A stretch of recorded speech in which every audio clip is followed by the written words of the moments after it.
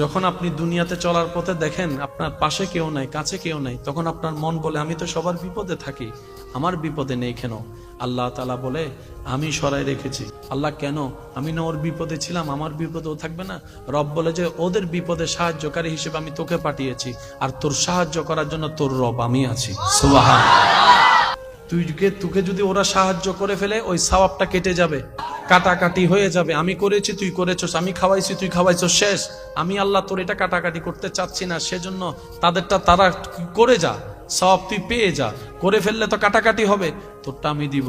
তুই একটু কষ্ট করে ধৈর্য ধরে ইমানটা নিয়ে তুই কবরে আয়, হাসরে আসলে বাকিটা আমি আল্লাহ তোকে বুঝাই দিব। কল্পনার চাইতে বেশি দান করব।